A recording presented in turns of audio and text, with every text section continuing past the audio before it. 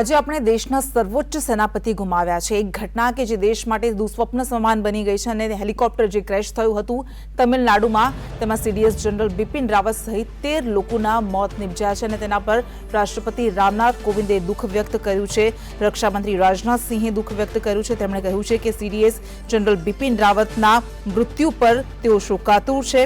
તેમની પત્ની અને 11 અધિકારીઓ આર્મ ફોર્સિસ પર્સોનલ કે જેઓ આ દુર્ઘટનામાં મૃત્યુ પામ્યા છે તેમને તમામને તેઓ શ્રદ્ધાંજલિ પાઠવે છે।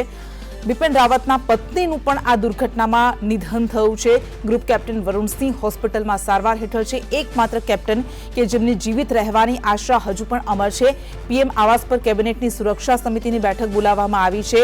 ખૂબ જ મહત્વપૂર્ણ સમાચાર અને આજનો દેશ આજે દુસ્વપ્ન આજે આખા દેશ માટે દુર્ઘટનાપૂર્ણ અને જે ઘટના ઘટી હતી તે ખૂબ જ દુસ્વપ્ન જાણે કે સાચું બન્યું હોય તેવી આ ઘટના હતી। આખો દેશ એક જ પ્રાર્થના કરી રહ્યો હતો, આખો દેશ એક જ દુઆ કરી રહ્યો હતો કે સીડીએસ જનરલ બિપિન રાવત જીવિત રહે, પરંતુ તેમણે અંતિમ શ્વાસ લીધા છે। સીડીએસ જનરલ બિપિન રાવત સહિત તમામ અધિકારીઓના અને તેમના પત્નીના પણ મોત નિપજ્યા છે।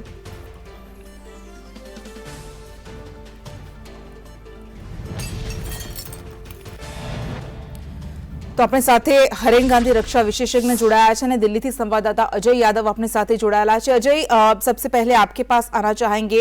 सब लोग ये दुआ कर रहे थे, ये प्रार्थना कर रहे थे कि सीडीएस जनरल बिपिन रावत जिंदा रहे, लेकिन अभी जिस प्रकार से हमको माहिती मिली है कि उनका निधन हो चुका है। रक्षा मंत्री राजनाथ सिंह ने ट्वीट किया है, अमित शाह ने ट्वीट किया है और एयरफोर्स के द्वारा ये ट्वीट किया गया है। अब जैसे कि कार्यक्रम रक्षा मंत्री राजनाथ सिंह पहले ही उनके घर गए थे, अब कैसे कार्यक्रम है और क्या दिखाने जा रहा है?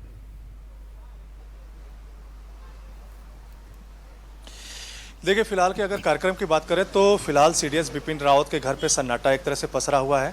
हालांकि इसके ठीक पहले जब नेताओं के आने का सिलसिला शुरू हुआ था तभी ये कयास लगना शुरू हो गए थे कि एक के बाद एक न सिर्फ आर्मी चीफ एमएम नरवणे, रक्षा मंत्री राजनाथ सिंह, उत्तराखंड के चीफ मिनिस्टर तीरथ सिंह रावत जो कि पूर्व चीफ मिनिस्टर हैं, इसके अलावा जो उनके परिवारजनों के बहुत बेहद करीबी जो सदस्य हैं, वो सारे लोग जब मिलने का आने का सिलसिला शुरू हो गया था तो उसी वक्त कयास लगने शुरू हो गए थे कि शायद किसी अनहोनी की तरफ ये इशारा है। लेकिन जब ये घटना घटी थी और वो घटना भी कहीं ना कहीं ये गवाही दे रही थी कि जो हेलीकॉप्टर जलता हुआ दिखाई दे रहा था वो जल के पूरी तरह से राख हो चुका था। हालांकि उसके बारे में कहा जा रहा है कि वो आसमान में ही उसमें आग लग चुकी थी और जमीन पर जब वो क्रैश हुआ तो उसमें बचने की संभावना काफी कम थी। हालांकि लोग उम्मीद जाहिर कर रहे थे कि सीडीएस बिपिन रावत, उनकी पत्नी और कुछ आर्मी पर्सनल उसमें बच जाएं, लेकिन इस बीच एक के बाद एक मीटिंग का सिलसिला दिल्ली में देखने को मिला है। हालांकि ये माना जा रहा है कि हो सकता है कि अब से थोड़ी देर बाद नेताओं के आने का सिलसिला यहाँ पे शुरू हो, लेकिन कल दिन से जरूर यहाँ पे गहमागहमी काफी बढ़ जाएगी।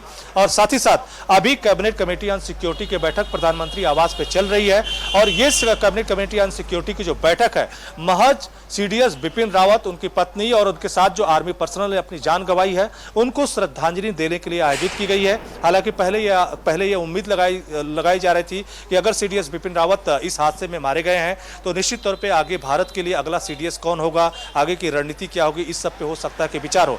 लेकिन फिलहाल ये श्रद्धांजलि के लिए ही सीसीएस की बैठक है। कल रक्षा मंत्री राजनाथ सिंह की तरफ से इस पर स्टेटमेंट दिया जाएगा और बाकी के आगे के प्रोसेस की अगर बात करें तो जो डेड बॉडी मिली है वो इतनी खराब हालत में है कि उसमें पहचानना मुश्किल है कि एक्चुअल ये शख्स कौन है। तो ऐसे में डीएनए टेस्ट के जरिए सबसे पहले डेड बॉडी की पहचान की जाएगी और उसके बाद जो परिवार वाले हैं उनके यहाँ उनके अंतिम संस्कार के लिए वो सारी जो रस्मी प्रक्रिया है वो पूरी की जाएगी। तो फिलहाल अभी काफी टाइम लगेगा इसमें और उसके बाद कहीं ना कहीं ससम्मान भारत कहीं न कहीं जो सीडीएस बिपिन रावत जो आर्मी पर्सनल है उनको पूरा देश श्रद्धांजलि भी देगा। उसके लिए भारत सरकार की तरफ से कुछ खास कार्यक्रम भी रखे जाएंगे और सीडीएस बिपिन रावत के लिए इसलिए भी कि सीडीएस बिपिन रावत की अगुवाई में भारत ने न सिर्फ अपनी आक्रामकता को कायम किया या उसको एक लाइन पे लाने की कोशिश की, जो तमाम सारे क्लैशेस चीन के साथ, पाकिस्तान के साथ या नगा विद्रोही जो कि पूर्वी हिस्सा आता है, म्यांमार में लगातार सक्रिय रहते हैं और या नागालैंड में लगातार, मणिपुर में सक्रिय रहते हैं, उनके खिलाफ सर्जिकल स्ट्राइक की, भारत को एक आक्रामक मोड में लेके आया कि भारत अब झुकने वाला नहीं है। तो सीडीएस बिपिन रावत का जाना निश्चित तौर पर भारत के लिए एक बड़ी क्षति है और कहीं न कहीं भारत की जनता भी उनको अपनी श्रद्धांजलि देना चाहेगी। भारत सरकार की तरफ से उनका जो अंतिम संस्कार है उसको भी काफी सल्यूट ट्रिब्यूट के अंदाज में, यानी उनको बेहद खास तरीके से श्रद्धांजलि देने की कोशिश की जाएगी। तो फिलहाल कुछ प्रक्रियाएं हैं जिसको पूरा करना बाकी है।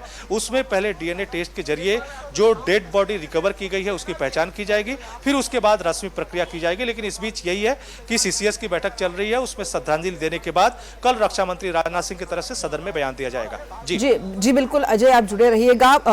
હરેન ગાંધી આપણી સાથે જોડાયેલા છે।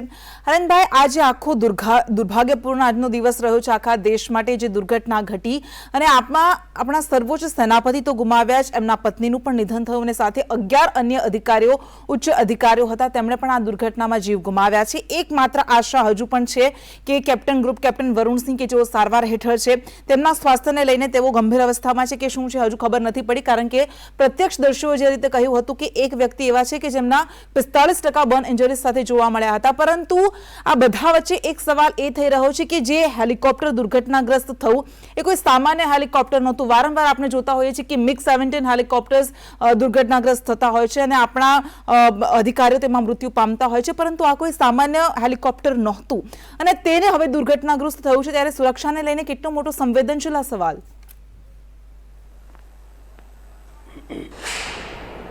નહીં, ખરેખર આપણે માનીએ છીએ કે આવા પહેલાં પણ હેલિકોપ્ટર ક્રેશ આવી રીતે હેલિકોપ્ટરને એક્સિડન્ટ થયા છે, પણ આ જે MiG-17 હેલિકોપ્ટર હતું એ ખરેખર આપણા દેશનું જ નહીં પણ દુનિયાની અંદર પણ મિલિટરી માટેનું આ સૌથી સારામાં સારું અત્યાધુનિક ટ્રાન્સપોર્ટ હેલિકોપ્ટર કહેવાય છે। અને આ હેલિકોપ્ટર ખાલી આપણે ઇન્ડિયામાં નહીં બીજા અનેક દેશોમાં થાય છે। આ જે MiG-17 હેલિકોપ્ટર છે એ નિયર અબાઉટ 18 મીટર લાંબુ હોય છે। એની જે સિટિંગ કેપેસિટી છે ઇન્ક્લુડિંગ પાયલટ, કો પાયલટ અને ફ્લાઇટ્સ એન્જિનિયર, ટોટલ 24 લોકોની સિટિંગ કેપેસિટી હોય છે। અને MiG-17 હેલિકોપ્ટર નિયર અબાઉટ 4000 કિલોગ્રામનો પેલોડ પણ ઉઠાવી શકતું હોય છે। એટલે આ જે હેલિકોપ્ટર છે સ્પેશિયલી VVIP ટ્રીટમેન્ટ માટે કસ્ટમાઇઝ કરાયેલું હોય છે। આના જે પાયલોટ, કો પાયલોટ અને ફ્લાઇટ સાર્જન્ટ હોય છે એ લોકો પણ પોતાના કામની અંદર નિપુણ હોય છે અને સર્વશ્રેષ્ઠ હોય છે। જેવી રીતે જે PS ચૌહાણ સર હતા, he was the pilot, wing commander PS Chauhan sir, ये पोते खुद नंबर 109 हेलिकॉप्टर यूनिटना कमांडिंग ऑफिसर था। ये पोते पण जाबाज अने खूब ज एक्सपीरियंस था। अने जे एक ग्रुप कैप्टन साहेब एवं कहेवाय छे कि एमणे हजू सर्वाइव कर्युं छे, तो आ एक सारी बात है कि एमना द्वारा पण खरेखर कोज ऑफ द एक्सिडेंट शुं हतो एमां आपणे बहु सारी एवी माहिती मळी शके एवी छे। पण आ जे लॉस थयो छे ए कदाच सौथी दुख भर्यो अने सौथी शोकमग्न आपणो एक्सिडेंट होई शके। अने आशा राखीए कि भविष्यमां आवा एक्सिडेंट खरेखर ना थाय। एक सोल्जरे आवी रीते पोतानो जान गुमावવો પડે અને આ તો આપણા જે જનરલ હતા અને બીજા 11 એવા સર્વોચ્ચ આપણા બહુ સારા મોટા મોટા ઓફિસર્સ જે જાંબાજ કહેવાય એવા ઓફિસર્સનું જાન ગુમાવ્યું છે। જે CDS બિપિન રાવત સરની પત્નીએ પોતે પણ આમાં પોતાની પ્રાણની આહુતિ આપી છે। એ આપણા બધા માટે ખૂબ જ દુઃખદજનક છે, ચિંતાનો વિષય છે। અને જ્યાં ફ્લાઇટ સેફ્ટીની વાત આવે છે तो फ्लाइट सेफ्टी माटे एरफोर्स अत्यारे खरेखर खूब serious court of inquiry order करी दीधी है। अने फ्लाइट सेफ्टीનું જે કન્સર્ન છે આ જે એક્સિડન્ટ છે it is a cause of flight safety એટલે फ्लाइट सेफ्टीની અંદર તો કોઈ એવી ચૂક નહોતી રહી ગઈ। એનું પણ એરફોર્સ डेफिनेटली અત્યારે એને એનાલિસિસ કરવાનું ચાલુ કરી દીધું હશે અને બધી તપાસ યુદ્ધને ધોરણે ચાલુ થઈ ગઈ હશે। પણ છેલ્લે તો આપણે આટલો મોટો લોસ કર્યો એ ખરેખર કોઈપણ જાતના શબ્દોમાં કે સંખ્યામાં વર્ણવી શકાય એવો આ લોસ નથી। પણ આ જે હેલિકોપ્ટર હતા આપણે આ હેલિકોપ્ટરને કોઈપણ રીતે વખોડી કાઢવું ના જોઈએ, કારણ કે આ હેલિકોપ્ટરે પોતાની ખાલી જી આપણે અટકાવવા માંગીશું। जो डिपार्टमेंट है आर्ट, लैंग्वेज एंड कल्चर, उनके तरफ से भी इसमें अपने आप को जोड़ा गया और हमारे हिमाचल के जो फेडरेशन है यहाँ की, उन सब लोगों ने इसमें जुड़ करके जो काम किया है वो बहुत ही सराहनीय है। हमारे जो प्रधानमंत्री जी का जो सपना है वोकल फॉर लोकल, उसको प्रोत्साहित करने का ये बहुत ही खूबसूरत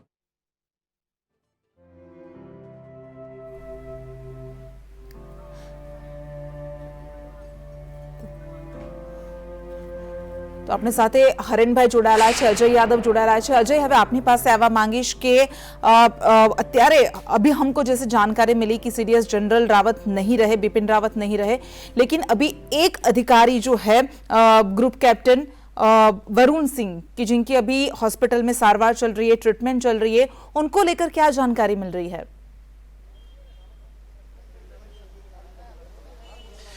देखिए, निश्चित तौर पे वरुण सिंह के बारे में कहा जा रहा है कि एक वही सर्वाइवर हैं जो इस पूरे हादसे में बचे हैं। बाकी 13 लोगों की मौत हो चुकी है। अब उनकी भी उनकी भी ज़िंदगी के लिए लोग दुआ कर रहे हैं कि वो बेहतर कंडीशन में हो, स्वस्थ होकर आएँ।